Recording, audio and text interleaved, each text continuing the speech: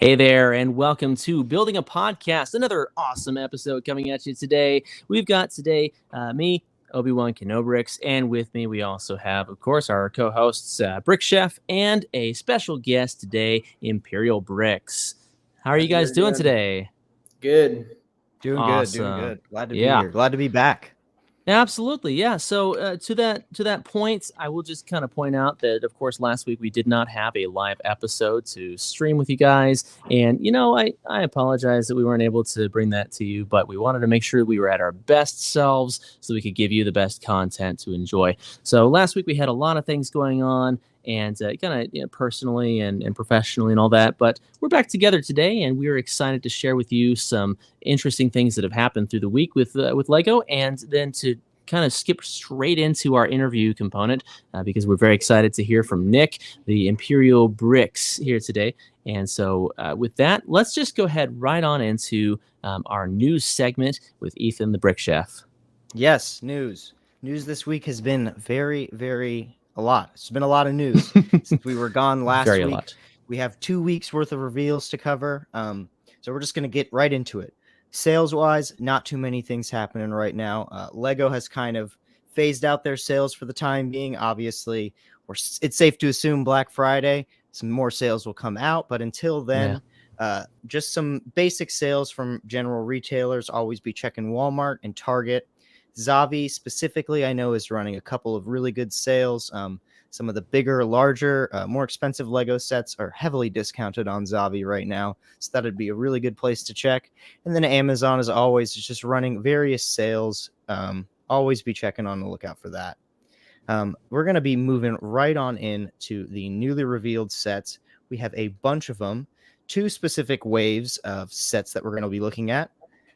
First of all, we have the new Chinese New Year sets. Every year for the past, I want to say, about 4 years now, Lego's been making these Lunar New Year sets. This year, I believe, will be the year of the rat. So you'll be seeing that theming a lot. I want to pull up this one first, the Lunar New Year Parade. What do you guys think about this one? Let me take a look at that. I honestly haven't looked at this one yet, but it does look like, wow, there's a lot to that, isn't there? Yeah, these sets are always very, very interesting. Yeah. Last year, the bigger set was like an ice rink. So this is very interesting, this parade, sorry. It looks like there's a lot you can do with that in terms of like rearranging and stuff. Sorry, I didn't mean to cut you off there. No, yeah, I was just going to say, it looks like that. I mean, they usually seem to go all out on these kinds of sets where they don't have a license because I guess they have more budget to work with as far as like lights that they're using and stuff like that. Yeah, no, totally. Like, and I want to say that there's some type of function. You can see Technic there. I'd imagine those roll and the different parts will move. So that'll be definitely a very cool feature. I want to see if I can get a better picture of it. I thought this was a funny feature. They already found a reuse for Thanos' head. So they're just like, I guess they're supposed to be wearing just like very big, like masks heads or something. Yeah. I'm not too familiar with the culture and whatnot, but I'm assuming that is accurate. Yeah, if you're listening after the fact, what we're looking at, this Lunar New Year set, this is running for $129 coming out in January. And these minifigures have not only the regular heads, but they also have these larger ones, the same mold used for Thanos. And they're even pink and look like they're some kind of mask, or it's almost like a bubble or something like that.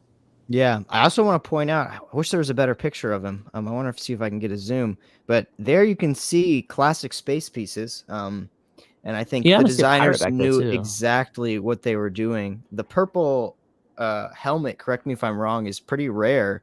And it's going to be in a pretty common set. And I know people really like to get those classic spacemen. So that'll be definitely very cool. I mean, it's still $129 set, so at least, I mean, it's not going to drive the price down that much. But for context, the only place that you could find that purple helmet previously was in a Knights Kingdom 2 set. The minifigure's name was Danju, and it was a completely purple armored knight, which actually I have. And I had 2 of them. I turned one of them into the spaceman, like we talked about, by taking the collectible minifig that had the classic space logo on it, and then putting the helmet and all that on him. So, yep. Just need purple air tanks now. We'll be complete.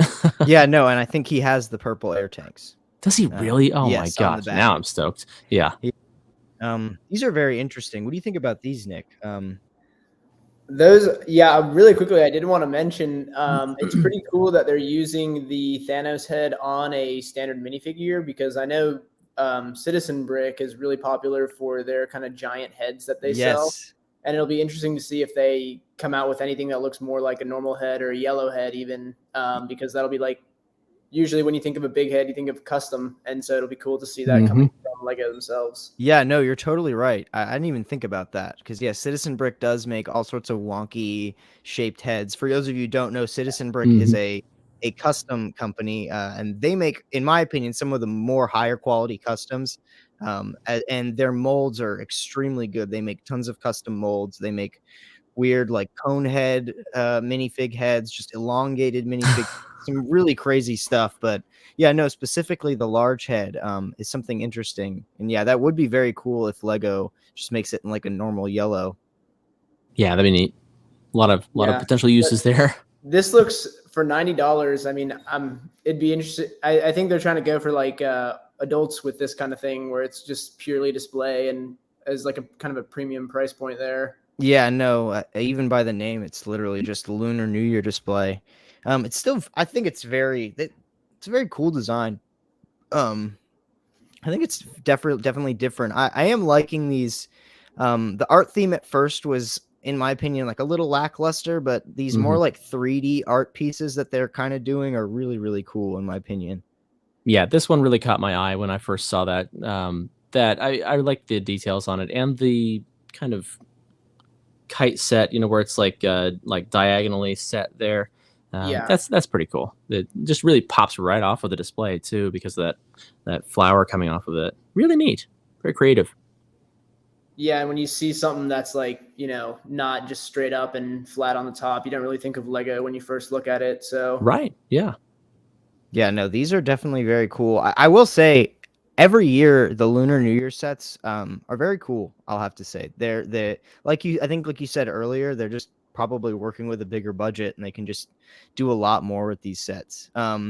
This is the first time we're getting like a more generic type set where it's not in like the whole themed box art, where this is just a more generic money tree. So I think this is pretty cool too. All those little printed parts on there. Yeah, I think something to say about these kind of seasonal sets that they do for the Chinese New Year specifically is I want to say that Lego is actually like, there's a lot of issues with fake Lego bricks being made in China. And I think Lego has tried to, sue those companies, obviously, because they want people to buy their bricks. And I think that usually it's pretty hard to do that in China because the government doesn't really enforce a lot of those things, that you have like fake Louis Vuitton bags coming out of there. And I think kind of because Lego's worked with the Chinese government because they've won a lot of these lawsuits. I think they kind of do this to be like, not like as a thank you, but to show that, they're doing stuff for their market because they've kind of gone out of their way to make sure that Lego can sell their bricks and not have people ripping them off and making fake versions as easily. Oh yeah, totally. And I think that even like, moving on to this other New the Revealed set, this theme, I think a lot of people thought it was gone, as all the sets are currently off the website right now, I believe. But this seemingly is still going, Monkey Kid. And I think what their plan is just that it will be only sold in China physically, and then you'll still be able to order it on lego.com in every other country. They just will no longer be having it in their stores. Because I think this stuff, the Monkey Kid stuff does sell really well over in China, as the Monkey King is obviously a very popular folktale over there. Yeah, that's Monkey King Ultra Mech. That is really cool. It gives me very strong Gundam Wing vibes. It's really impressive looking thing. Yeah, it looks like they're really going in on those. I'm pretty sure they did another mech kind of similar to this one in the previous wave, didn't they? Yeah, no, they have a very big mech almost every wave now, it seems. Yeah, that's cool. Very intricate printed eye there. Looks like a sticker on the forehead, but And Monkey Kid does do a lot of this. Like they have a lot of these like custom plastic parts, like bendable flexi plastic, which you don't see in like a lot of other themes. No, you're right. Yeah. No, yeah, I think it's at least for Monkey Kid, it makes sense because you can add a lot of color and have it's not printed. I think it's easier to make than having like a printed brick, but you still add like it looks way bigger because you see those big smoke clouds kind of coming up from behind, or like feathers, whatever those are supposed to be. Oh yeah, no, totally. Gives a lot more presence, doesn't it? And it doesn't add a lot of cost to them, I think, in the back end of things. Right. Yeah, that's neat. Yeah, no. And it looks like that can kind of be added on in multiple ways there. It's like a half backpack, half sort of almost hand weapon that it's some kind of weapon, yeah. Yeah, that is really interesting, isn't it? Yeah, no, totally. And then obviously... was that the only Monkey Kid set that there is on there? Yeah. Yeah, it's the only Monkey Kid that's set, newly coming out. Yeah. Or is it the only one on the website right now? I think probably, I have no clue. Could be the only one on the website right now. And then I don't know if they've done this previously. I think there was maybe one last year, but there's another Duplo set also coming with the new wave of Chinese New Year sets as well. Yeah, I think they did do one. I think I've seen one before. Yeah, but it's always nice to see that in the Duplo as well. Oh, and then they still have a bunch of Monkey Kid sets on the website. Actually, I just looked. Oh yeah, so they still probably have the previous wave. Still looks like on there. They just have disappeared from stores in America, at least. Yeah, they didn't really do a lot to promote the theme here in the U.S., honestly. I mean, the first time I saw it, I was like, what's this? Is it by mistake? And I don't think that was ever really their intention, honestly. No, they have Ninjago, which performs really well with their base here in the States. And I think that they almost see it as a competing they actually retired Ninjago, didn't they? So I don't think, I think what the plan is that they're going to reboot the show. I don't really know, but the show is at its final season. Okay. So I doubt that means the sets will end, but the show is at its final season. That'll be interesting to see what they do with that, because now there's no space, no castle. The ninjas were kind of like the last thing. Exactly. Yeah. No in-house that kind of goes back to where they originally started. Yes, absolutely. And then kind of taking a different direction, Avatar just got its first wave not too long ago at all. And the second wave of sets has now been revealed. They all seem to be based on the new film, which makes sense. Get that first wave established for the original movie that obviously never had any sets because this theme didn't exist back in 2009 when this movie came out. Yeah. So these wave water sets, I like these sets way more than the first wave. I don't know. They're very interesting. They definitely look interesting. I think it's cool. I thought it was cool seeing the sets that they did do for the first movie, because I remember watching that movie in 2009. I think it was a big deal because the effects were supposed to be pretty good for that time, right? Yeah, they were. Yeah. It's funny though, because if you rewatch it now, it's really not that impressive anymore. Well, yeah, the same thing happens with like Lord of the Rings with Smeagol, and honestly, watch The Phantom Menace, and in 1999 when that came out, I was like, this is amazing, and then I look back and I'm like, oh, that's not good. yeah, no. I do really like those tall, like super tall minifigures, though.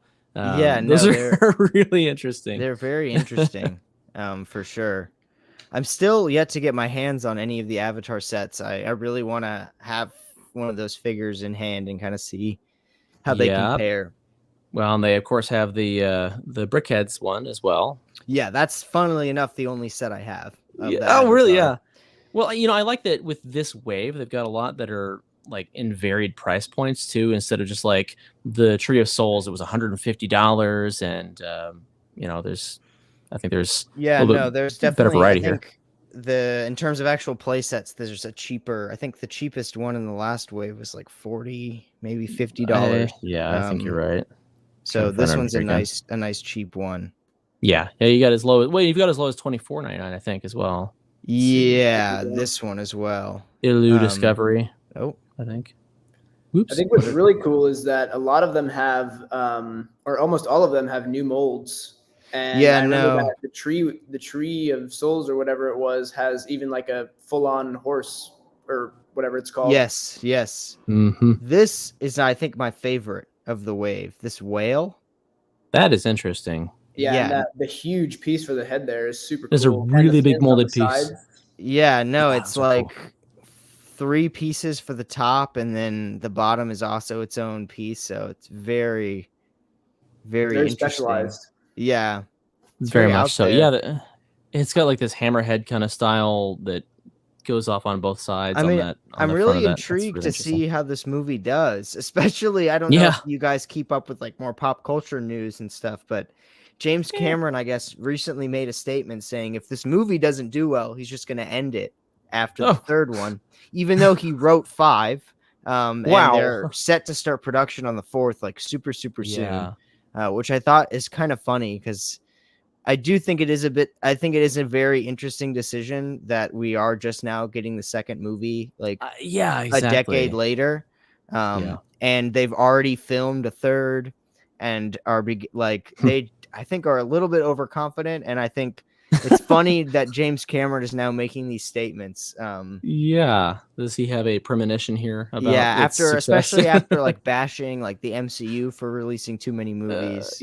Right. But I've written 5, so but now I'm gonna end it if this one doesn't do good. So right. Jeez, I don't know. I personally, I've never been a big, Avatar fan. Honestly, it's interesting. I probably need to go back and watch the original to remind myself of everything that happened, or like why, like what the plot even was. I think the mechs. I think the general plot was, the humans pull up on this alien planet, and there's a huge mineral deposit below the Tree of Souls, and that's like it's like this massive tree that's like the size of a city where they all live. Mm-hmm. And so the humans want to knock down that tree and get into the mineral deposit. And typical humans. They also, you're right. And they also have the ability, the guy like can get in that like tanning bed, and then he's all of a sudden, Avatar. I love how you put that. Yes, I do remember sides. But I think what's cool is there's a big battle in the jungle, and you see the guy with the scar on his face is in that mech. They made a set of it, and I remember that mech scene being cool where he's fighting one of like the big animals in the jungle. That's really all that stood out to me, though. And some of the vehicles are cool. They actually had there's like an air battle going on as well because they can fly on those dragons. Right. Yeah. So there's some cool fight scenes, I guess you could say.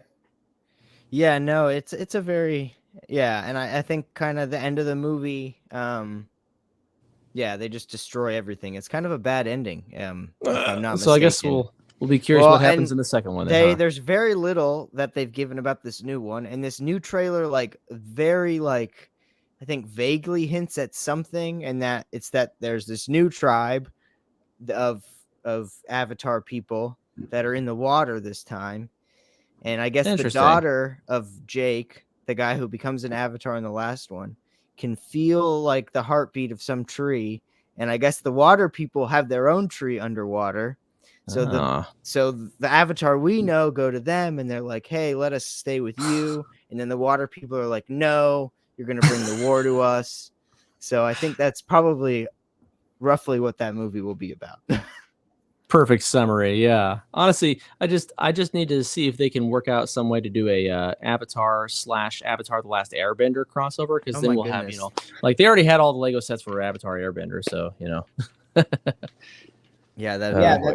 that's an interesting theme that they've done. They did 3 sets. Yeah, it was. Yeah, it wasn't very many, was it? Yeah. And I think what the whole thing was, that was when they first did a partnership with Nickelodeon. And the deal with Nickelodeon was they could take 2 things that they thought would be profitable, and then they made sets, and then whichever I think sold more became a full theme. And of course, SpongeBob beat Avatar. That makes sense. Yeah. We had a comment. Thanks for doing this. A lot of great information. We appreciate that. Yeah, we're trying to be informative and all that. Oh yeah. Honestly, as long as this is some comments. As long as this is better than the Matrix Resurrections, I'm cool with it. That's fine. Yeah, no, this set is very interesting. the submarine. There's not a lot of like yeah. aquatic stuff that Lego makes, so it's very cool to see this. Yeah, that's very true. I like the turbines in the back. That's very cool. And kind of the two fun to cockpits note that there looks to be for the first time a functional bow. No way. Yeah. Wow. Holy cow, that's amazing. So, oh yeah, it looks like it uses some kind of stud shooting mechanism. Spring-loaded, some type of something. Oh, that's so cool.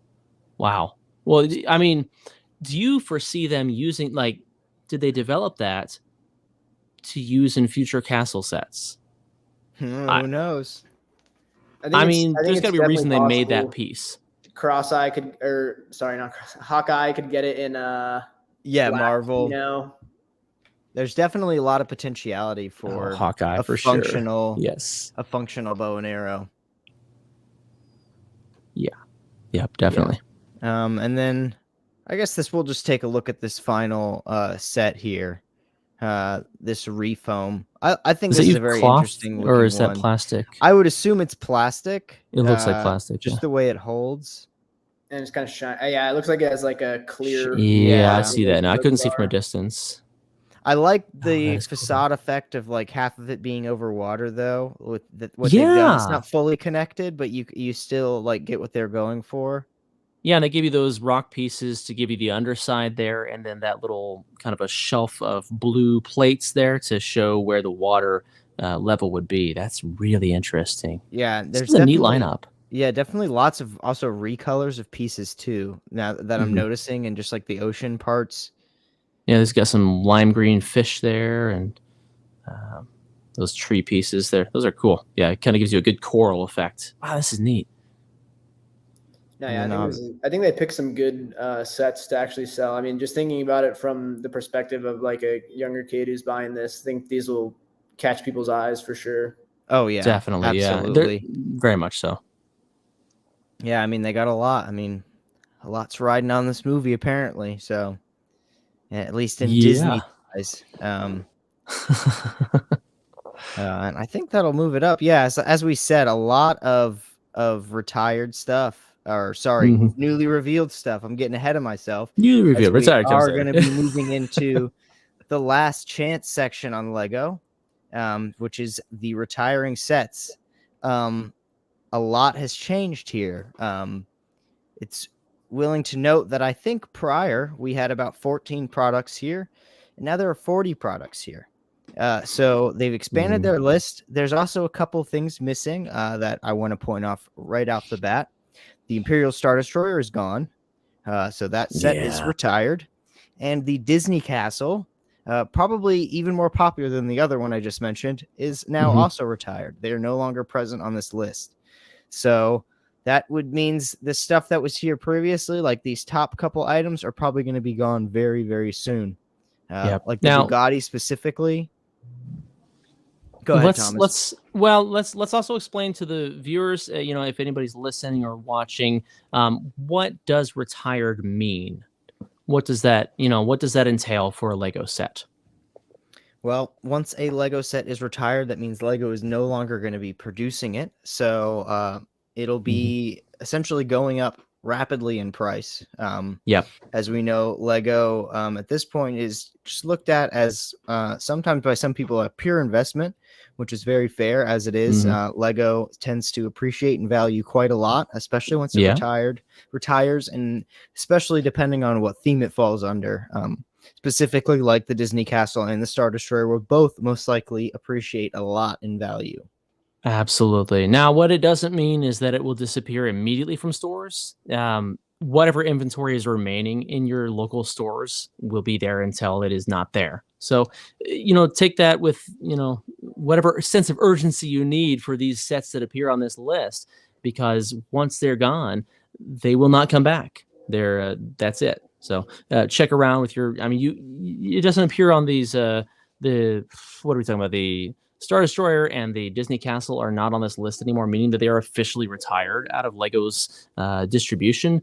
However, you might do well to check with your local store or to look at a Discovery Center and see if they still have any in stock, because they may, but once they're gone, they're gone. Yes. So I think these first couple have been here, and then we're gonna quickly start getting into stuff that they've added. I think actually the one thing to say about retiring, I think when they say it's retiring, I think that means that they've stopped producing it. But like you said, they could still have it in stock on the website or in stores, or not even just Lego stores, but like Walmart or Target still. Yeah, Sure. exactly. Yeah, depending on if it's exclusive to Lego Store or not. Yeah, that's a good point. Because like you're not going to find the Imperial Star Destroyer UCS model at Walmart, but a lot of these other sets, yeah, absolutely. Check at your local stores. I mean, honestly, I've seen sets that were retired a year or two before at random stores every once in a while. Like a Kohl's might have something that was like that retired a couple years ago. But yeah, especially with the less popular like playset stuff. Yeah, that absolutely tends to happen.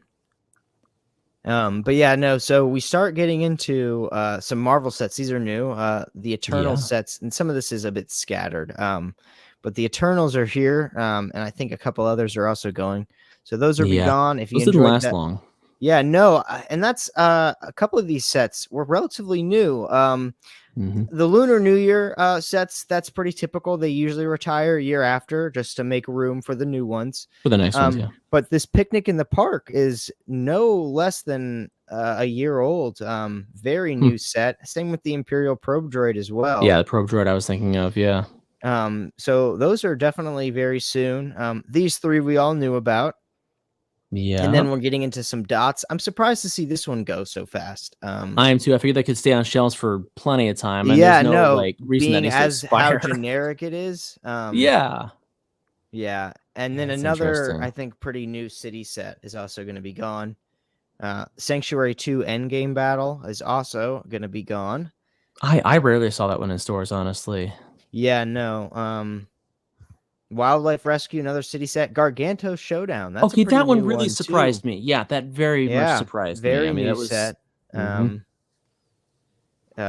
There's that other set. Via an ambush. Shout out to this really good friend set, in my opinion, the Canal Houseboat. That's going to be also retiring. Want to point out here, the Robot Inventor. Mindstorms, they announced that they will be retiring Mindstorms. As a theme. So if that is something that you are really into, I would get these now because they will not be making a new version of this. So yeah, these will probably honestly go up a lot in price. Just due to the fact that we know they won't be making another iteration of them. I'm not sure how popular they were, to be honest, but I know some people really enjoyed them. So if that was your thing, I would get these now while you still can. Very long-standing theme. Yes, yes. And then some more just general sets, a lot of city friends stuff.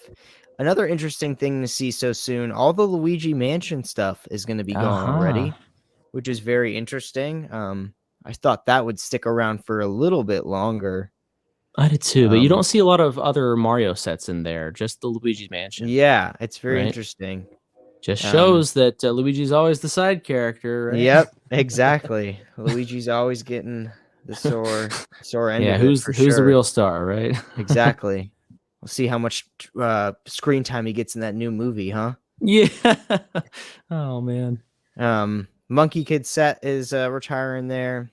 Shang-Chi, the other Shang-Chi set is finally going. Surprised that one stuck longer than the dragon. Yeah. All the wildlife sets seem to be going. Minecraft set, one of the normal Mario sets, and then the other Luigi Mansion set, obviously.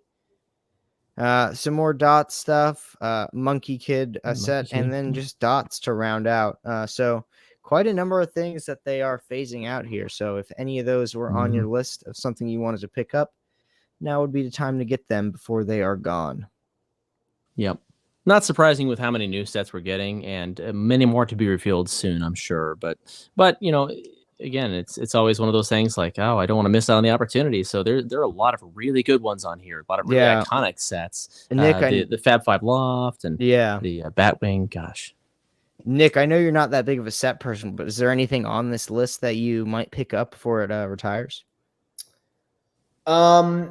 Personally, no. I think it's pretty interesting that the Imperial Probe Droid is on there. Right. And just in general, I mean, I wonder for some of the sets that haven't been out as long if they just didn't do very well, and so they're like, all right, well, there's no reason to keep producing these because people aren't buying them, so they're not selling them now. Yeah, no, I mean that very well could be it. It's something to think about for sure. But for like, I guess not advice, but if there's anything that I think would be a really good investment besides that Batwing right there, the Bugatti, even though that's been out for quite some time, I think those car sets, I know the little speed champions tend to do pretty well, and that's like I think it's 1/10 scale, and I believe there's what's it called? The GT, I think it's a GT3 RS, a Porsche that they did kind of a while back, and that one's at least doubled. And $300, doubling is still a big chunk of money right there. Oh yeah. Good investment.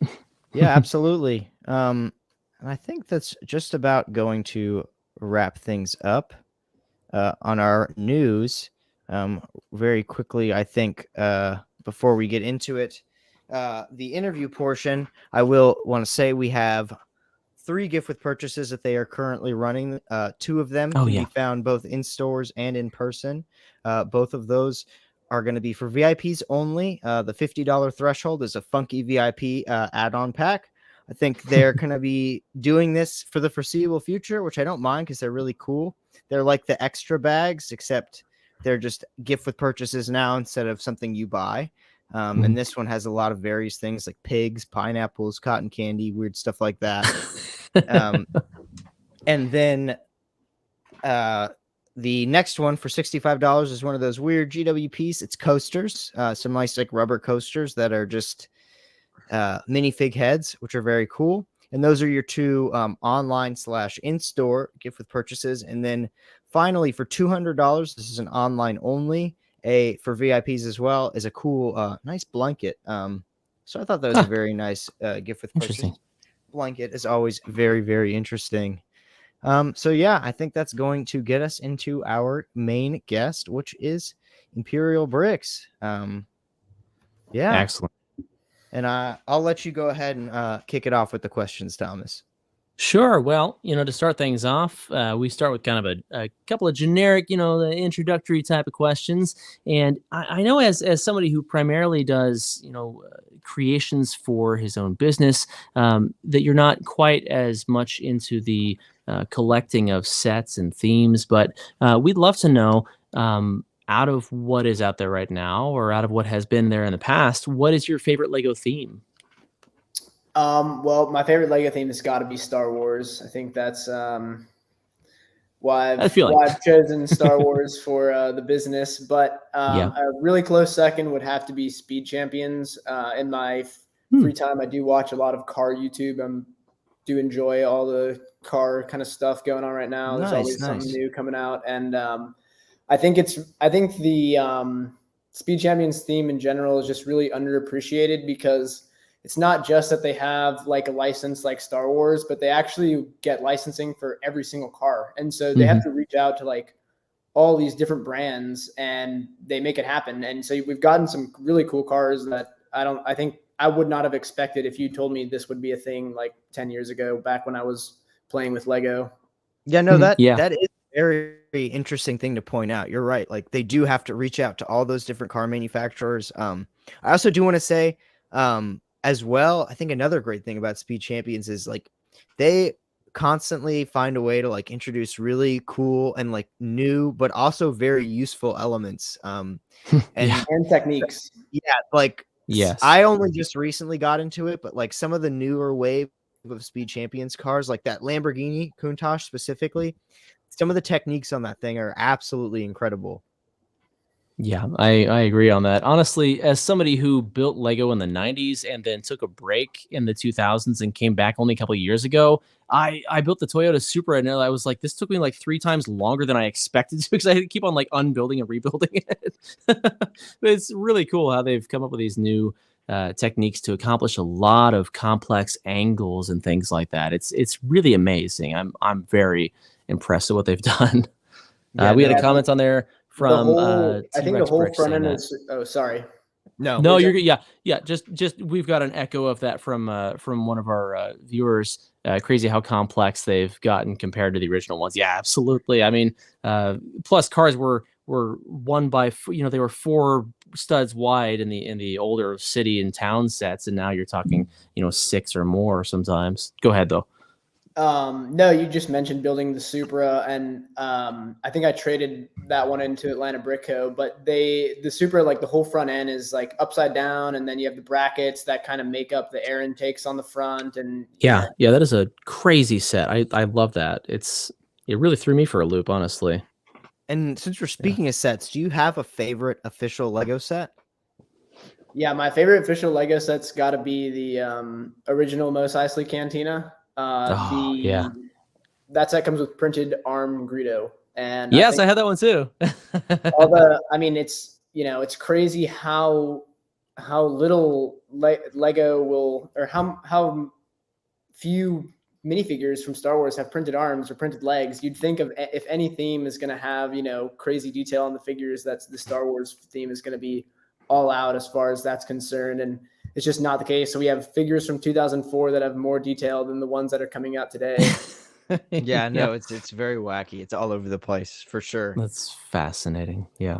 But yeah, and that said, I mean, it's got it's not just the Cantina too, it has the dewback with the Stormtrooper that goes with it. And that big animal is always was always something cool, I guess, that stands out in the sets. Yeah, no, absolutely. I thought so too. That sand green dewback is hard to find now too. And most of those sets, I mean, they're like not that one in particular, but some of the Star Wars sets are over 20 years old now. So yeah, I mean, it's gonna start smaller and smaller. Don't remind me. Honestly, like when I came back to Lego, I was like, why is this inexpensive? Like, why is this sought after? I don't understand. Like, it seemed like just kind of a random little one-off type of set that I didn't think would have appreciated that much in value, but it's very sought after. Yeah. Oh, we had another comment there. Glad that they didn't do arm and leg printing all the time, because if they did, minifigs wouldn't be as special. Yeah, I could see that. Definitely. Well, to that point, also along the lines of talking about older Lego sets like that, do you remember what it is that first drew you to Lego? If it was just being a kid and enjoying the Lego as a toy, or how did you become a fan? For me, I mean, I can remember a day where I woke up and my parents had gotten one of those. This was probably in like 2003 or 2004. Just like a bin. I think it came like, it's those boxes that look like a big Lego brick kind of on the top. Yeah. It was like black, and they were just built. They just my dad showed it to me because my dad had Lego or some form of that when he was a kid. And then as far back as I can remember, I've had them. I remember the first set that I had was actually Scoop from Bob the Builder, Duplo set. And that's from 2000. The year 2000, I believe. And so when I was born in 2000. So when I was like 2 years old, that was what I was playing with in kindergarten and that kind of stuff. Oh yeah. And that's most great. Ambitious IP crossover ever. Lego Bob the Builder. Sure, it's really successful. Yes. For the time. Yeah, no. Did you have like any like dark age growing up? Yeah, so when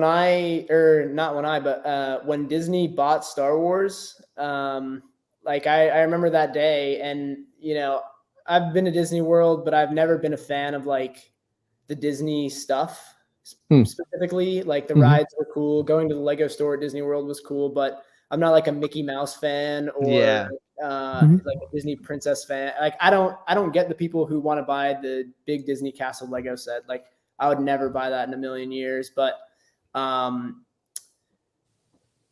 when Disney bought Star Wars, I was like, I loved George Lucas and what he had created, and I didn't want him to give that up. And so when they sold Star Wars, I was like, and that's the thing, I was, after I stopped with like the Duplo and that kind of stuff, I was really big into the Star Wars themed Legos. And so that was what was really holding me to Lego, was the Star Wars part of it. And once Disney bought Lucasfilm, I was like, it's not going to be the same anymore. And I actually just completely stopped with anything Lego related from, I think it's either 2012 maybe. It's like the end of the year. In Yeah, 2012. around then. Yeah, and then just until 2020 when the pandemic hit. That was like I completely clocked out of Lego. Yeah. Wow. Was there other than like I think that's like similar for a lot of people pandemic got. Yeah. But was there anything did you buy like a big set or something during the pandemic? Was there something specific that brought you back? So I actually I wanted to do some stuff to my car that I had at the time, and so we had all the Lego from when I was a kid, just 3 or 4 just of those really big bins, just full of bricks, not sorted or anything. And I just sold it all in bulk to somebody on Craigslist. And oh wow. So I had no Lego then, and it was just kind of on my mind. And I want to say I'm not sure if I watched a YouTube video, but I found Studio, and I was like, this is the greatest thing ever, because when I was a kid, I always wanted to build something out of Lego, but if I didn't have, that exact part in the right color or whatever, it just ruined it for me. I was like, I don't want to build a ship if it has to have like rainbow colors on it. And so when I found Studio, I was like, I can build anything with have unlimited parts, unlimited colors. Yeah. And then once I build it, then I can go buy the parts and build it in real life. And what I did was, because I didn't want to get too sucked into it, which here I am now. So obviously it didn't work, but I told myself I would build like one big thing, like, to the fullest extent possible. And there was no build for a UCS Cantina. We had coincidentally, the MBS one came out that kind of either the same year or right after, but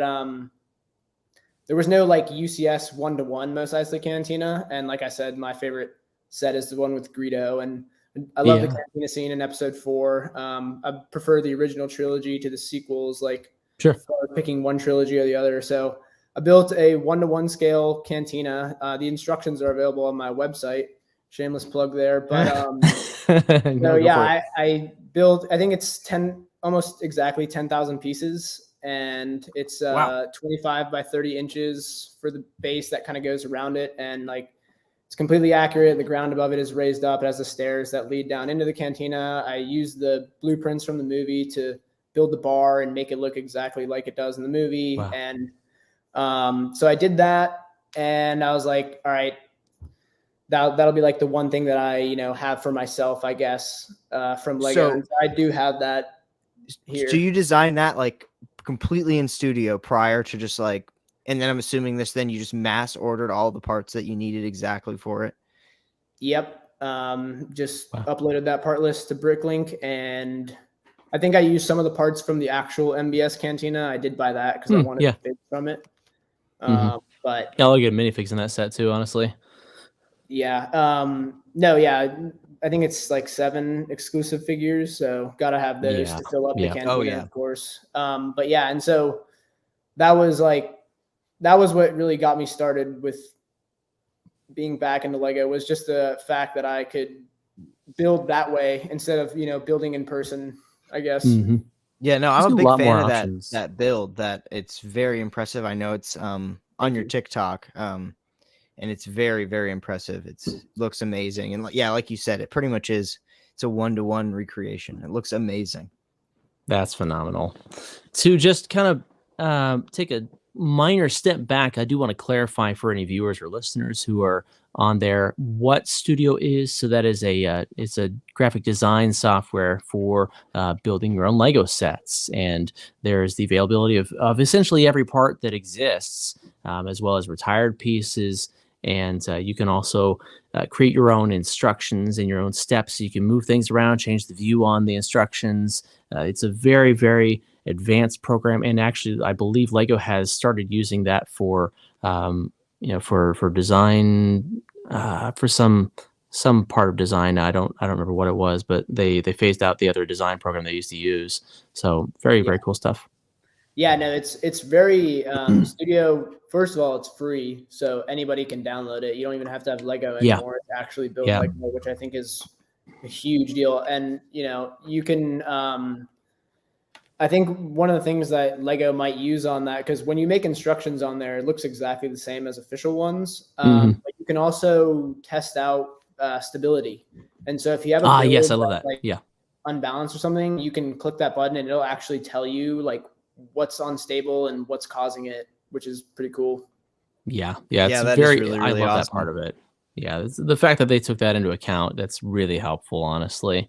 That helped me with a design I was working on recently where I was trying to make sure the pieces were actually going to slide together and be able to move the way that I needed them to move once they're built. So yeah, it's very, very cool. So we kind of talked a little bit about your history there with getting to Lego from a natural standpoint and kind of getting back out and back into it.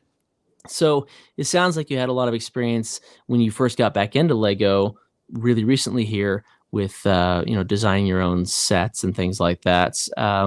When was it that you felt like you realized you wanted to make a business out of that and design sets that you could then sell to the public? Well, I had seen what's it called? They have I can't remember the name of the channel. The people that make all the big Lego Star Wars mocks. Brick Vault. Brick Vault, that's what it is. Yeah. I'd seen their stuff and I was like, well, I can do that. So I made the cantina and then I do sell the instructions for that, like I said. And that was pretty well received. Like I've had people send me pictures of their cantina that they built using the instructions. Awesome. And I don't know why, but for some reason I wanted to make a Greedo brickheads to go with the cantina. Greedo and a Han Solo. Yeah. And so I made both of those, and my brother told me to post it on Reddit. He was like, you should show people what you did because I think it looks good. And I said, okay. I mean, it's just, I just whipped this up real quick, like wasn't trying to impress anybody. And so I posted it and people started asking for instructions. And so you have the Brickable, where that's a website where you can buy and sell in Lego instructions that people have made themselves. And so I started adding brickheads to that. And that just I just kept making more brickheads. It was easy to make because unlike the cantina where there's nothing that exists previously, you're just kind of building whatever you think it's supposed to be like. With the brickheads, has a set height. The head's always the same size. Arms are in the same place. Legs are in the same place. So it's kind of like I could have like a uniform for the thing I was building, which made it a little bit more streamlined. And so you got a template. Cranking out brickheads, adding them to the Brickable. And then August of last year, maybe a month before that, people wanted me to make it into a set. And so I was like, all right, well, if I'm going to sell a set, I got to make my own website. And I knew what Shopify was. So I just set up a Shopify and started selling C-3PO brickheads first. And wow. That, I got, a couple sales on that, nothing crazy. And then I got really lucky and I signed up for a booth at Brick Fair, Virginia, and they got they had one table open up right before it started. And I was like, yeah, I can be there. And so I went and I bought the bricks to just have brickheads to display. And I was like, I'll open them up for pre-orders on the website. So people would come to the booth and I had 2 actual brickheads for sale. I was like, no, everything's pre-order. But I don't remember how many people it was, but enough people to call it a successful day of actually getting pre-orders. And I was like, all right, well, if people are going to buy them, then I'll make a business out of this. Wow. That's fantastic. Wow. Yeah. And so it sounds like you weren't even initially you weren't even specifically set out trying to make a brickheads thing. You just I want a brickheads for my big UCS cantina. And because your brother was like, oh, put it on Reddit, that just kind of spiraled into just doing brickheads specifically, huh?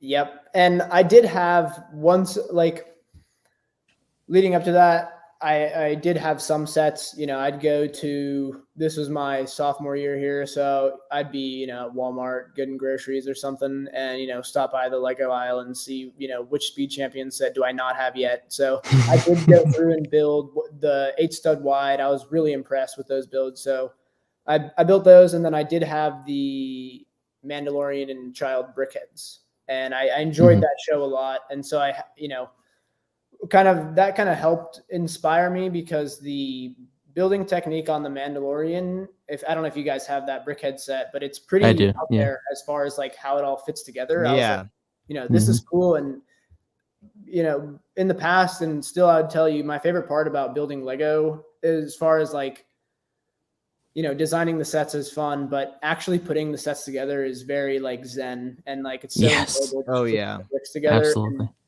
And, when I saw the Mandalorian, I was like, oh, I'd love to kind of do that, but with more brickheads. And, I think other people would enjoy, the intricate kind of building techniques on the brickheads. And so it was like a good way to kind of have all those things together.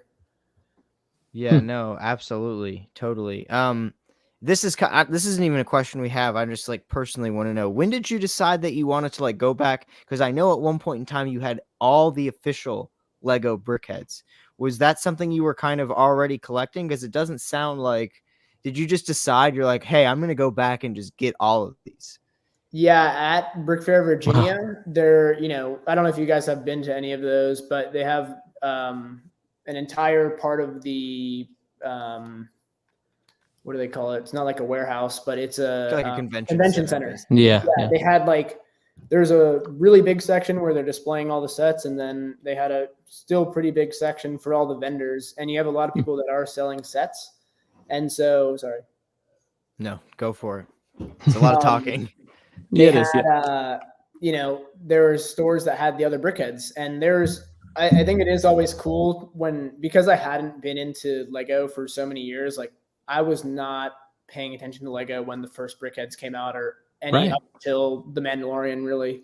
And so I was like, well, it's fun going back and getting a lot of them. Most of them were still relatively cheap, and I probably bought 15 at Brick Fair, Virginia. And then, Lego had a bunch, and I'd use VIP points to get the ones from Lego. And then, there were a couple that I had to go and, find on eBay or Bricklink. But yeah, it was just, I figured that because I was selling brickheads that I would, I better go through all the official ones and, see what techniques they've used, and, what do I like about them? What do I not like? And just to kind of, connect with the people that are already collecting the brickheads, in the community, and, get their attention to then focus on my brickheads. Oh yeah. Oh yeah. So with those custom ones that you make, how do you decide which ones you're going to do, which ones you're going to design? Well, the only ones I say I won't design are 7, 8, and 9 brickheads. I'm personally in 2020, when I got back into Lego, I was like, all right, I watched each of the movies once for the first time. I hadn't gone to any of the releases, because like I said, when Disney bought Star Wars, I was just, mortified. I was like, this is the worst thing that could ever happen, because that was, 10-year-old me or 12-year-old me is like, I loved just Star Wars as it was.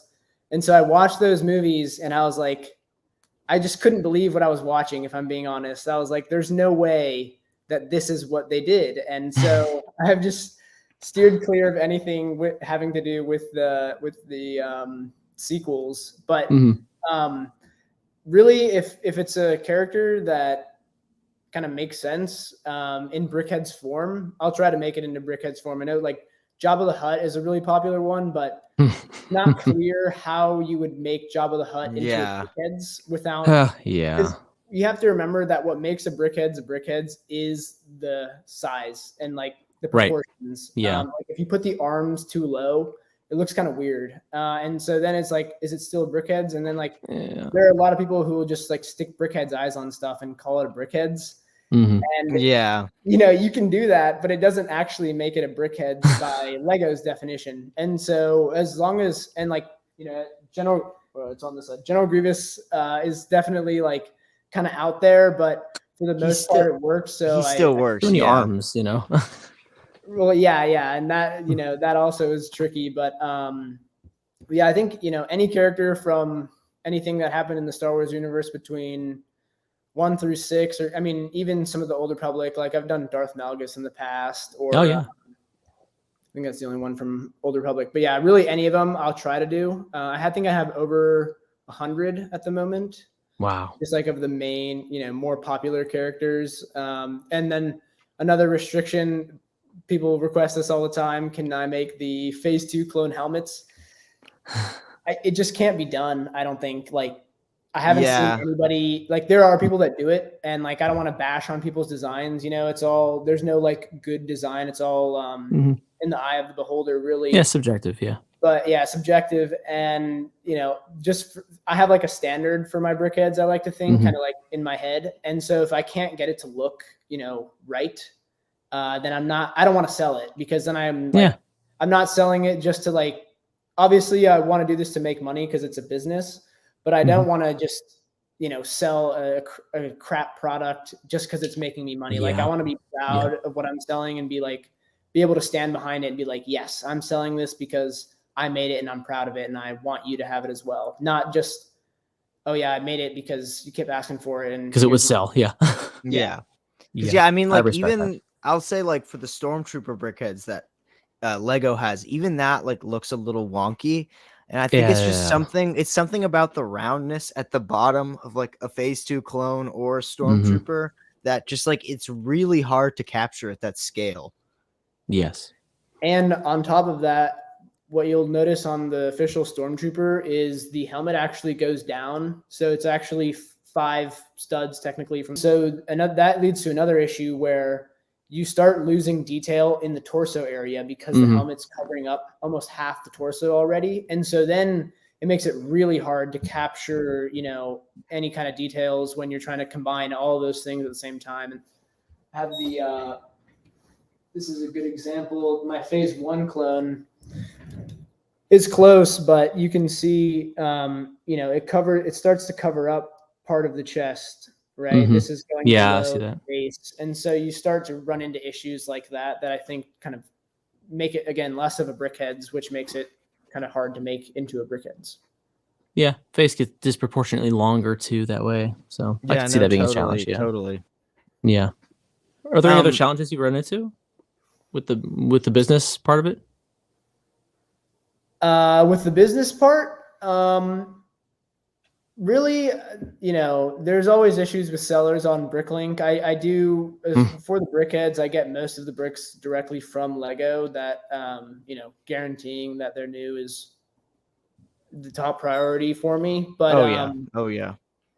Besides just getting like used stuff, most of the other stuff I'd say was not too hard to figure out. I've got the packaging for the brickheads.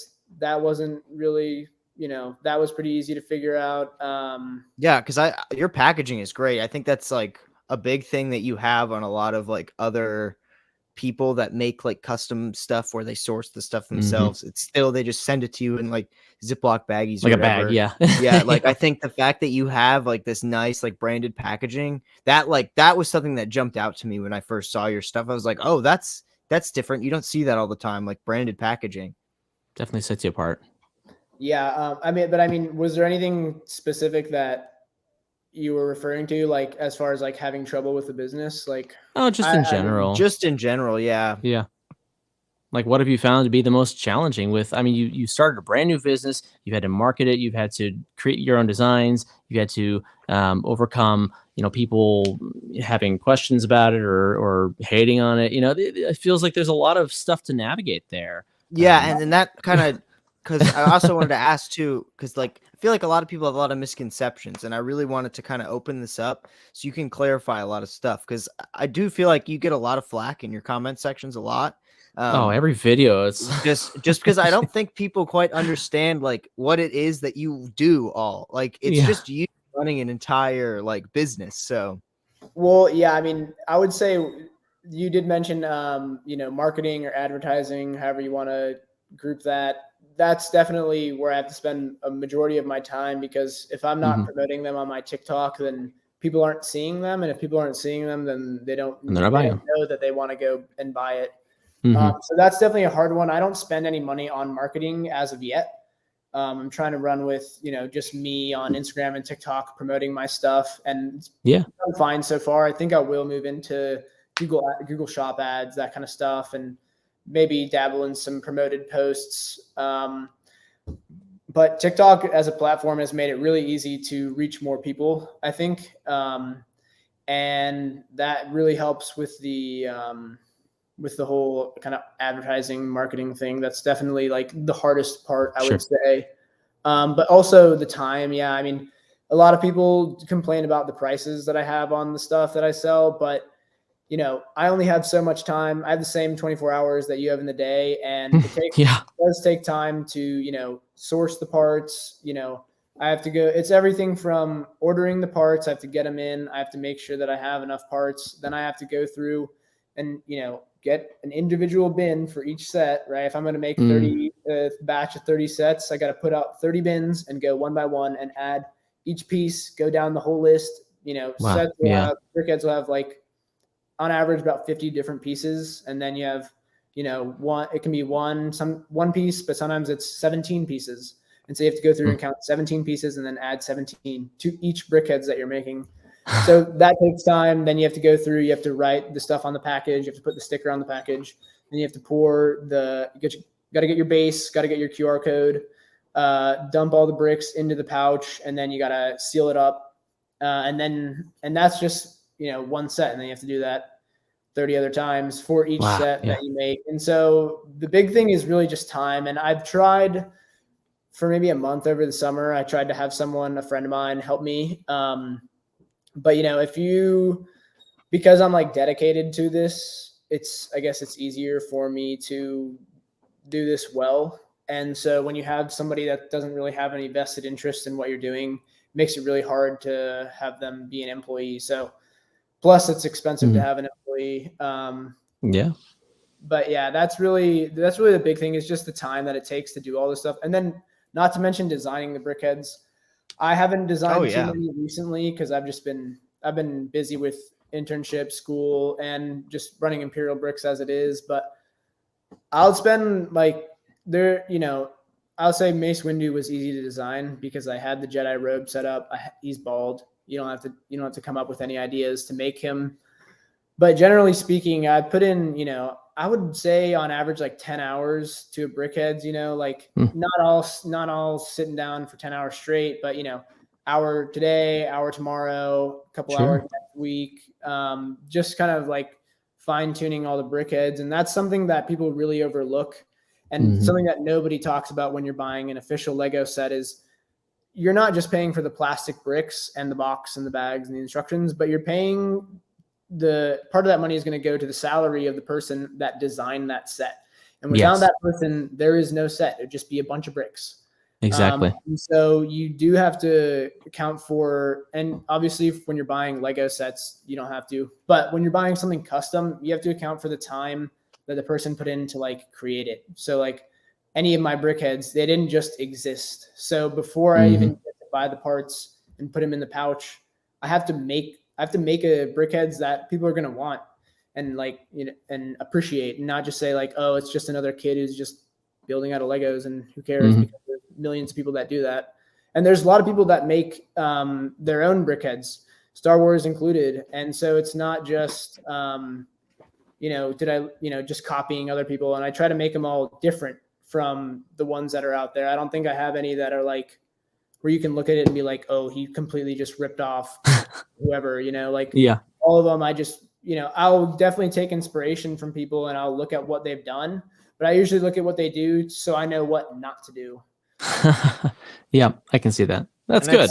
Good thing to point out too, like another like advantage almost that Lego designers have is they have a whole graphic design team that's going to say, hey, if I can't make something with brick build detail, I can stick a 2x4 tile in the front of them. And then the graphic design team is going to design something that looks really good. Whereas everything you make, it's all brick built detailing and different techniques too. And you make all of your brickheads are super recognizable without that printed detail that is almost like kind of like expected with every single official Lego brickheads is some type of exclusive print. Yeah, and that's another thing. There's some people that post brickheads designs, but they make brickheads that you can't actually build in real life. So I know a good example was somebody who makes really great brickheads. I can't remember which account it was, but they did a crosshair and they used brackets to do the scar or the tattoo on his eye. And I saw what they had done, and you know, you could say it's copying. That's another thing is there's only so much you can do with bricks. So I think there's a fine line between copying and then also just using the same technique as somebody else. Yeah. But so I tried to go and implement this technique that he'd use. You use brackets because, thin lines make sense to use bracket with half a plate. And I couldn't figure out how to do it. And I messaged the guy. I was like, how did you pull this off? It doesn't compute. And he was like, oh, you can't actually build it. It just Oh, come on. That's not fair. Like people always now look at my brickheads and be like, his looks better than yours. Right. Like, Right. Okay. Yeah. But you can't actually build it. So, uses impossible techniques. So Yeah. Oh man. Well, one of my favorites that you did was I think it was Thrawn, wasn't it, with the little Imperial, like the placard thingies on the oh, I'm losing the word. You know what I'm talking about though. Yeah, the little the yellow upside and down blue. kind of That was so genius. Yeah, I looked at when I saw that, I was like, yeah, it's really cool. Yeah, those little vent pieces or whatever you call them. Yeah. Very cool design.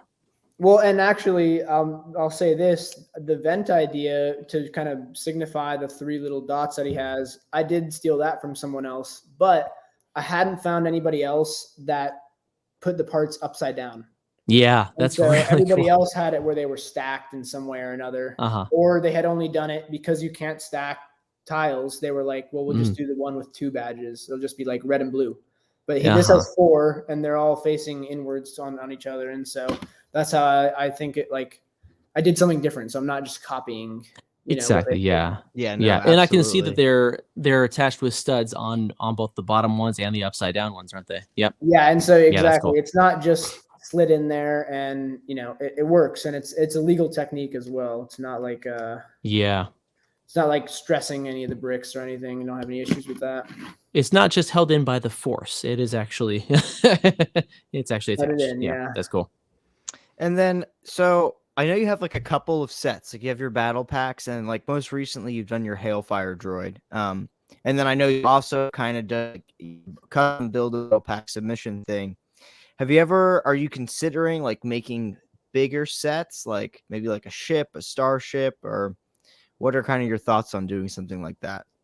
Yeah, so I've kind of touched on it a little bit before, but the whole issue is just time. If I wanted to make a bigger set, it's going to take that much more time to go through and sort out all the pieces. And so, at the moment, I don't think I have enough time. I hardly have enough time to, do the sets that I'm doing now, making now. And so I think, at first I'd have to design said set, which would take time that I just currently do not have. And then I would have to have the time to part it all together. And then the other thing is when you go into bigger sets, it's like, how do you do the packaging? I have Queen Amidala here. I did go out and get a box made. Wow. Yeah, that's so cool. Packaging, but the boxes, and Queen Amidala is, I'm charging $75 for her, but the box alone is almost $5.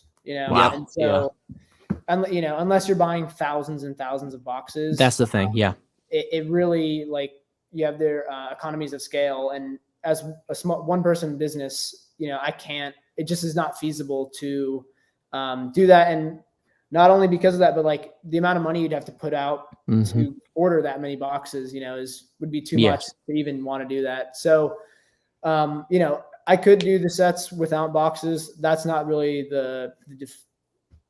what's deterring me from doing that. But really, it's just the time that it would take to do that. If I had a team of people that worked for me, then maybe I'd consider it. I'd also say that because I'm not just because it's just me, but also because the business is kind of small in general.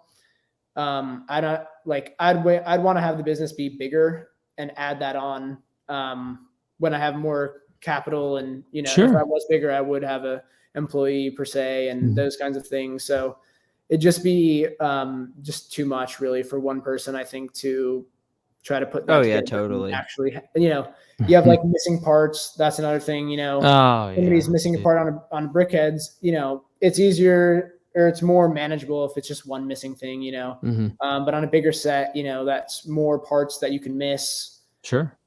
Just so lots of other factors that you have to, that are like not just with selling the set specifically. Oh yeah, absolutely.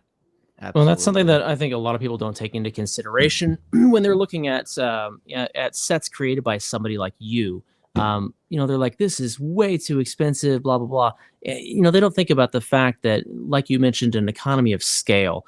You don't have the purchasing power as a one-person operation to go out and buy 20,000 units of something. Let alone 1,000 probably in a lot of cases, depending on what we're talking about. If it's a $5 box, yeah, the box goes down from $5 to maybe $3 if you buy 10 times the amount. But that's the thing, like the larger the business, the more purchasing power they have. Plus, larger business entities have the ability to negotiate deals with suppliers that are not even something that an individual like yourself would be able to obtain. So people have to take into consideration that type of thing when they're looking at the cost. And it's not an objective apple to apple comparison. It's not the same thing.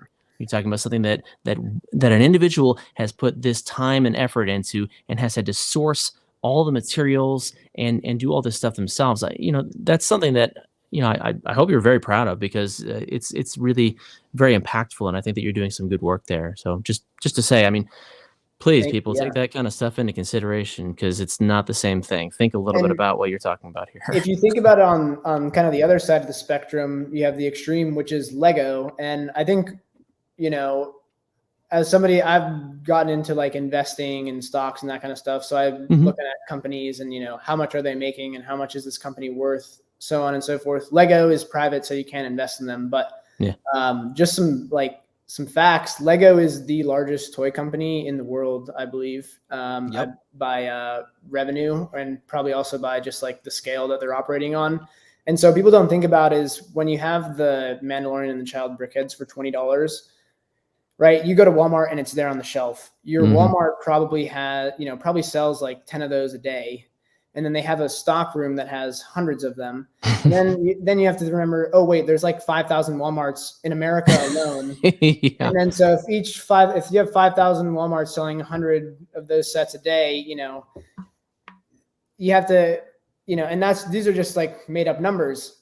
The scale is, they're selling astronomical. Hundreds of thousands of these brickheads, hundreds of thousands. When you go to the store, you don't think about, they probably made over 1 million of the Mandalorian and Child brickheads, but they probably have, right? They're they're producing hundreds of thousands of, the price obviously varies with that, but and that's the thing. It costs Lego far, far less to make this stuff. They have massive margins.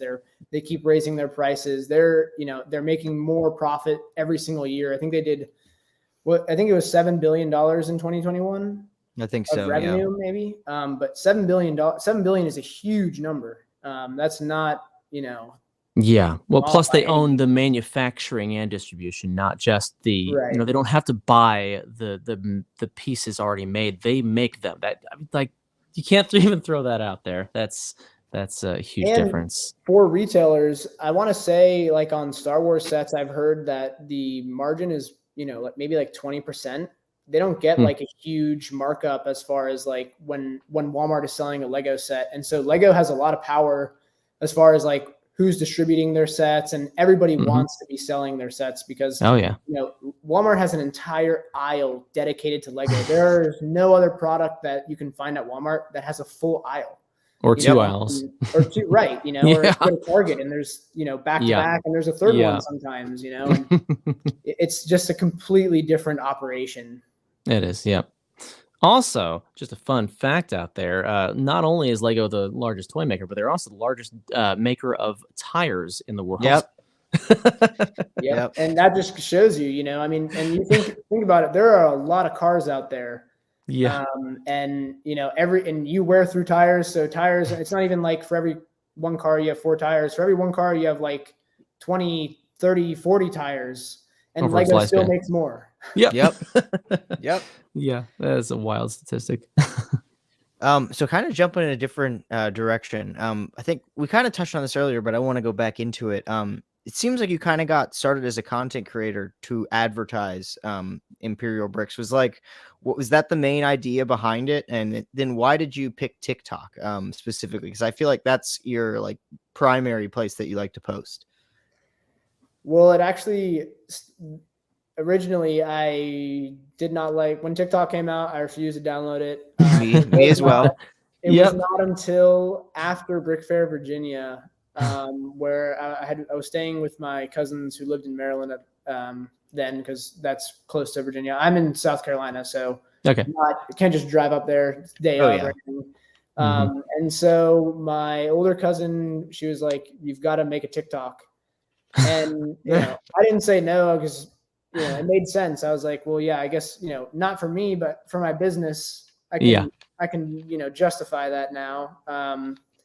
And so I just started posting, and I'm not sure what video, if there was even one that just did super well. I think it was just me.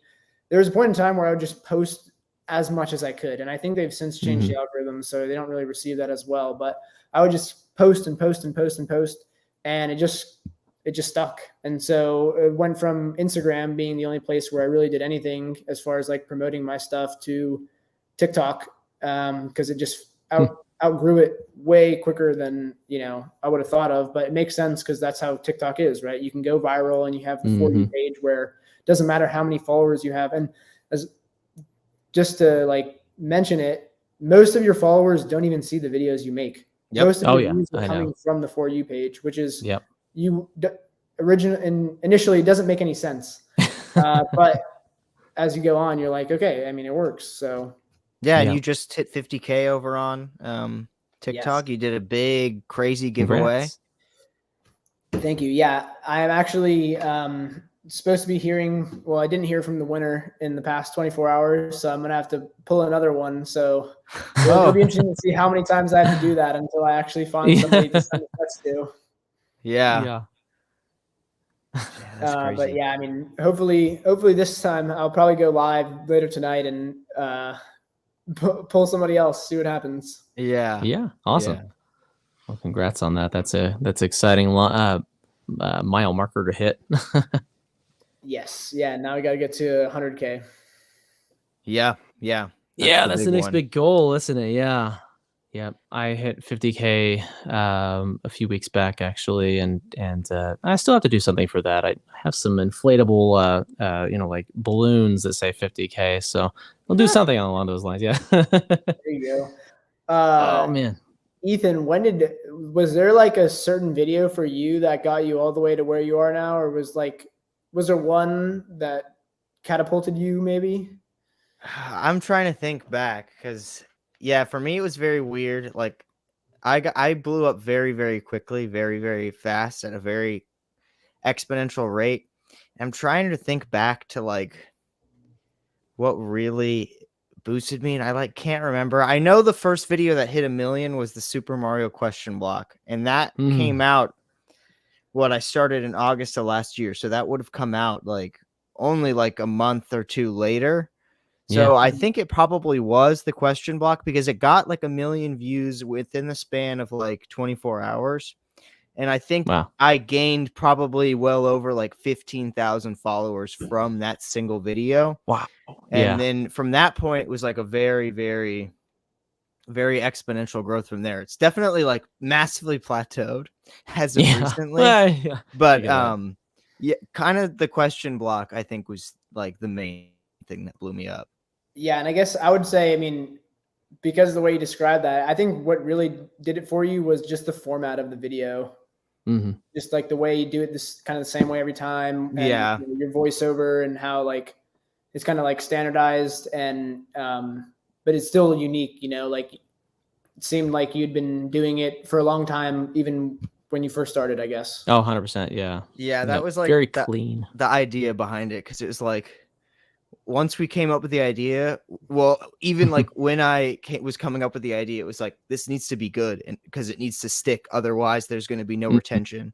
among the audience if I switch up, because that's like a big thing I think a lot of people don't realize when they first start something is they need to make consistent content. If you're changing it up too much when you start out, you're not going to build a viewer base because they're not going to relate to anything that you're making because it's changing video by video. Yep, exactly. But yeah, I think moving into like some more generic questions for you. What's your favorite official Lego Brickheads? It's got to be the Mandalorian and the Child. Yeah, that's a good one. Not just because of those cool building techniques, but also I really enjoyed, and that was also happening in 2020. I think I had missed season 1 of the Mandalorian. I remember people talking about it, but completely just still not doing. Hesitant. So when I got out of Lego, I was also out of Star Wars. It was like they were the same. So like I wasn't paying attention to anything in that scene. And season 2 came out, and I was like, the amount of people that I had friends that I had never even heard them talk about Star Wars, and they were like watching the new season of The Mandalorian. And I was like, oh, wait a minute, I've got to see what they're doing, because maybe it's actually half decent. And I actually really enjoyed season 1 and season 2, and the Book of Boba Fett, where they gave a couple episodes to The Mandalorian. So the Book of the Mandalorian, so I mean the brickheads that it's good for Durasteel Mandalorian brickheads. I prefer Beskar Mando. I do have a set of that, but I mean Durasteel Mando and the Child I think is a pretty solid one. They haven't done too many like cool Star Wars ones that you'd think they might have done. Yeah, the Ahsoka one I thought was really good. And that came after, but yeah. But, and I'm trying to think, Sensei Wu, I had a lot of the Ninjago stuff when that was first coming out back in 2009 or whenever that was. And so that's a cool one, I guess. With the big hat and everything. Yeah, and no, yellow. for sure. A lot of the brickheads are actually based off of like movie characters, not minifigures. So as I know you don't have as much of an emphasis on collecting, but I heard you talking about the original Cantina. I have that one as well. It's that's such an interesting thing that became a desirable set. But is there any set out there that you would consider like a holy grail? Like you wish that you had it in your collection. I wouldn't say there's any set that's like a holy grail. As far as collecting goes, I do want to mention like the big thing for me is like I live in an apartment, so I don't have the space to display all kinds of sets, but also making my own sets and kind of having that mindset when you build official sets, you see like you can look at stuff and be like, oh, they cut a corner here and they tried to make this by doing this. And so that kind of got to me, and knowing that the majority of sets are designed like that, where they're trying to make it affordable for people to buy, which there's nothing wrong with. Of course. It's just like as a display piece, I don't want to display something like that. So a set that I wish I had on display that I do not, the Imperial Star Destroyer. I think that set is super cool. I remember when the first one first came out, and like they also did one in 2011. I think they did the Super Star Destroyer, and just I love the Imperial stuff, hence the name. And ImperialBrickz, big gray ship. Actually, I think they look cool and they have lots of details. So I would love to have the ISD, but as far as, and I know you said official, but as far as like collecting goes, I am starting to amass all of the complete saga Lego Star Wars minifigures. So I don't know if you guys know, but there's a lot that Lego has made and a lot that Lego hasn't made. And so for a couple of reasons, one, minifigures aren't going to take up any space. So I can collect them infinitely almost. And then also like I really enjoyed like 2007, I got a Wii and we had the complete saga. And so I have I have like a connection to that. So I can justify collecting those figures because like it kind of means something to me. It's not just me buying a Lego set because it's just a Lego set to buy. And so I am going to be collecting those, and I will I've started adding minifigures to the website. I don't know if you guys have seen that, but I'm going to start trying to push into the kind of the TCS kind of stuff like that, because I do enjoy that. But yeah, as far as like a set, I'd like to have ISD. Yeah, That's a very boy, good that'd be a pick. good one. Yeah. I mean, Yeah. what are your guys' white whale sets like? Is there, is it just a expensive set? Is it like hard to find? Like, what is it for you guys that makes you kind of want that set, I guess? Well, so Yeah, I me mean, specifically, because like obviously when I started TikTok, buying sets, like the way my thought process changed an awful lot. It was a lot less about what I want and a lot more about what's going to do well, perform well. But my big thing that got me back into Lego was specifically, it's funny enough because Star Wars, I was always very into Star Wars, even when Disney bought it. But it was funnily enough, like the ideas theme really intrigued me and got me back in. And when I was first into it, and when I had a lot, like, I guess, let's say more money to spend rather on Lego than not just constantly buying new sets, I was trying to get a lot of those older idea sets. So like a couple off the top of my head are like the original two, the Hayabusa, and I forget, it's a Japanese satellite. They were both like limited to 5,000 and they were only released in Japan. So they're super expensive and super hard to come by. And then a more recent idea set I don't have is the old fishing store. That one is a very high up on my want list. Yeah, I've heard a lot of people talk about that one. Yeah. I mean, what about for you, me, Thomas? Yeah, I've always been, just there's a lot of sets from my childhood that I always wished that I'd been able to get. Like I was lucky to get the original 2002 Republic gunship and the original AT-AT Walker, stuff like that. But there was also like I was into a lot of different themes back then too. Like pirates were a big one for me. Castle was a big one. There are some castle sets that like I wish I still had and I don't have anymore. But I mean, yeah, like I've got all the original Star Wars ones, like with the funky blue on the TIE fighters, and I've got the TIE Interceptor over there. With classic sets, I wish that I had the Black Seas Barracuda. That is on my like top of all time sets. That's yeah, I don't have it, and I had a lot of pirate sets, and I still have the brown monkey, and it's but I don't have the Barracuda, and that's one that I sure wish I still had, and I would love to find it again, without having to pay an arm and or a leg. So yeah, that's on my those top list. classic sets are just so expensive for like what they are. They're so simple and basic. Yeah. Like if you I've probably one or two times on YouTube, I've seen comparisons of the Black Seas Barracuda, the original, to the one you can make out of the Pirates of Barracuda Bay idea set. And it's just like the modern one is so much bigger and so much more bulky, and if I wanted to go buy it, it's like only $300-$400, but Black Seas Barracuda sealed is like probably over $1,000 if I'd had to assume. It's more than that. Yeah, it's several thousand, I believe, in sealed in box condition. Yeah, so those are hard to come by. I mean, otherwise, other than that, I mean, I wouldn't say no to like the Tantive 4 or something like that, but for me, like if I got to put a number to it, which one? The one?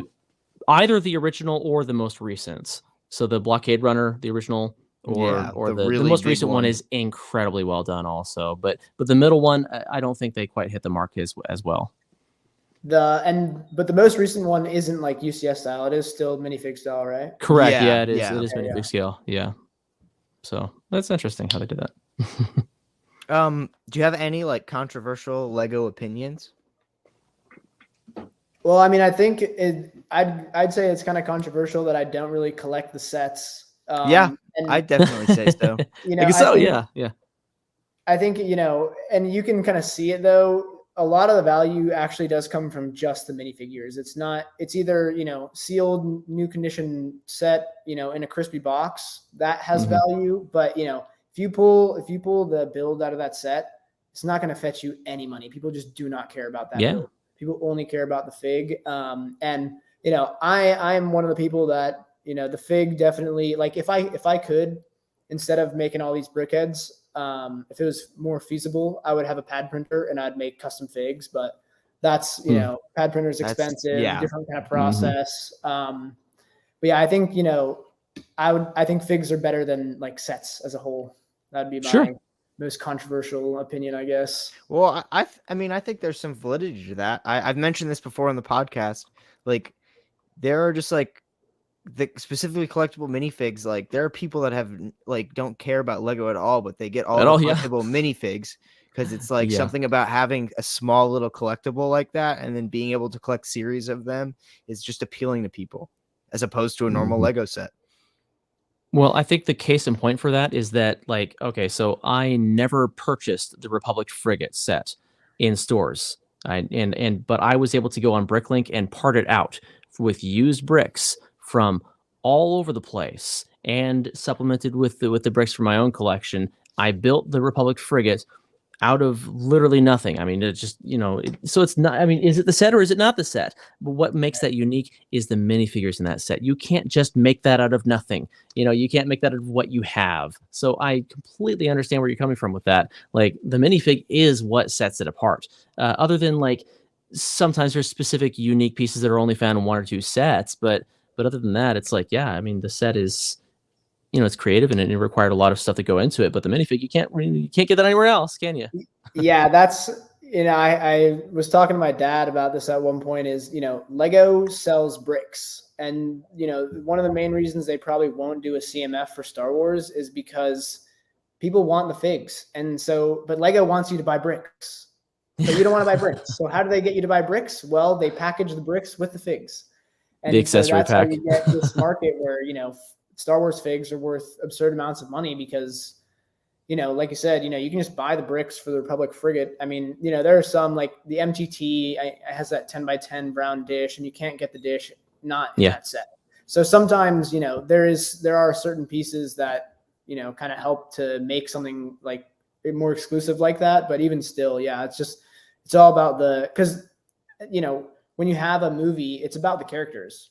It's not, Star Wars isn't about the Millennium Falcon. It's not about X-Wings. It's about Luke Skywalker and Darth Vader and Anakin Skywalker and, the people that are, the characters. Yeah. So yeah, it's character-driven story. Absolutely. Yeah. Yeah. Yeah, no, totally. And then moving away from Lego, you kind of touched on this a little bit, but in your free time, what do you like to do? That's not Lego, obviously. Unfortunately, I don't have very much free time these days. I mean, I do enjoy, running ImperialBrickz, but I'm doing that. I have an internship. I want to go into consulting, so I've got an internship at a small consulting firm, and then I've got 5 classes. I'm fully enrolled at USC, so that takes up most of my time. But when I'm not doing that stuff, hanging out with friends or watching car YouTube. That's my nice big car guy. So yeah, I enjoy following everything that's going on in the car scene these days. Yeah.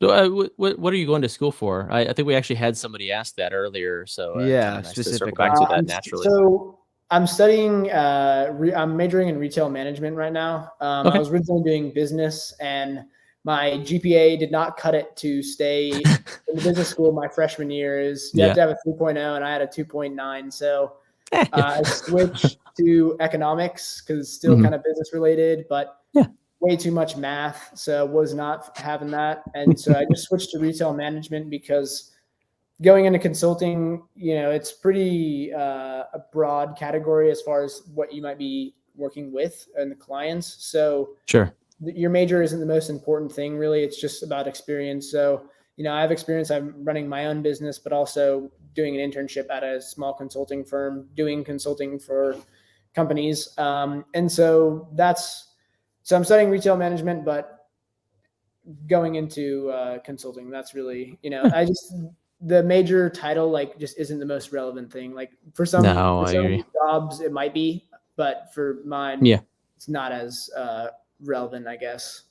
Yeah, I figure just getting the experience is honestly one of the biggest things, really. And but yeah, that's what companies are looking for. It's all about experience. Absolutely. Well, that kind of brings us to the final part of our interview, and this is what we call the speed round. So in this set of questions, Ethan and I are going to alternate back and forth asking the questions, and it's just a this or that type of round. So we'll say X or Y, and without thinking too much, try to give us your best guess at a good answer. And I think we probably have a pretty good idea on some of these what you'll answer. But let's go ahead into it. Speed round. I'll add a sound effect there. Okay, so first question: Boba Fett or Jango Fett? Boba Fett. All right. Hamburger or pizza? Hamburger. Good choice. Mega Constructs or Playmobil? Mega Constructs. Awesome. Coke or Pepsi? Coke. Yes. I don't drink soda though. Yeah. Fair enough. Fair enough. All right. This one's not even worth asking, but follow the instructions or make a mock.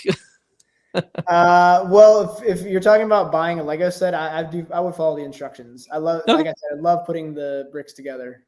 So not like an alternate build then, but like the build. No, and I enjoy designing my brickheads, but I gotta say, the most fun part is following my own instructions and building my own brickheads. Like that is where it all comes together, I think. All right, yeah. And then unexpected answer. Yeah, Game of Thrones or Lord of the Rings? I have not watched Game of Thrones, so I'd have to say Lord of the Rings. Me too. Okay, Ewan McGregor or Alec Guinness? Ewan McGregor. I love Obi-Wan. Yeah. Excellent. Brick separator or teeth and fingernails? I'll use my not teeth. I'll use my fingernails and physical force as much as I can. If I really have to, I'll go get a brick separator. Well, how about Marvel or DC? I say DC because I think Batman is cool, but I'm not like diehard one way or the other. Yeah. Xbox or PlayStation? Xbox. I've had both. I have no preference. All right. That's fair. All right. And finally, watch Building a Podcast live on YouTube or catch it later on Apple Podcasts and Spotify. I say watch it live. I love watching stuff live. Yeah. Good answer. Good answer. Absolutely. Though any format is valid, of course. If you guys are catching us after the fact, it's kind of nice to be able to throw something on in the car. Also, I like to go in and listen to my podcasts at 1.25 speed or sometimes 1.5, depending on how quickly people are speaking, just because I have zero attention span on that kind of stuff. Yeah, no, totally. Yeah. Well, that's going to about wrap up our interview portion of everything. Just kind of go into an outro phase. I want to actually real quick give you an opportunity to plug everything, all your businesses, where people can find you. So go for it. Let us have it. My store is ImperialBrickz.com with a Z. So ImperialBrickz.com. And all my social media is Imperial_Brickz, whatnot, TikTok, Instagram, Facebook, Twitter, always Imperial_Brickz. Yes. Awesome. Yeah. So I think that is going to about wrap everything up. If anybody in the chat will just give chat real quick to say some stuff. I know we got something from Jedi Knight Lex. She said, love this guy. Huge fan of all you do, especially ImperialBrickz. Yeah. So that's really awesome. We were glad to have you today. That was fun. Yeah. No, thank you guys for having me. I appreciate you reaching out to me, of all people who make TikToks. I know there's tons and tons of people who are on Lego TikTok. Like almost every day I see a page that I've not seen before, posting about Lego. So yep. Well, yeah, no, I think you specifically, I'd say you have a special spot. You're not like purely there to make content. You have this business side of things, and I don't want to say this and start too much, but I feel like there's been businesses like yours that have designed stuff and then sourced the stuff themselves and sold it. I don't want to name any names, and have done it very poorly and then have very quickly made a very bad reputation for themselves. So it's nice to see you. And there's like one other business off the top of my head that's like you, where you guys do things the right way and do things well. So I think that's one of the reasons why I specifically wanted to have you on, just because it's nice to see this side of things. Well, yeah, thank you. And that's my goal. So I'm glad that it is coming across. Yeah, absolutely. Yeah. Well, I think that is going to bring us to the end of our show. Until next time, catch us on Spotify, Apple Podcasts. And until next time, we'll see you. Thanks again. Right. Thanks, you guys.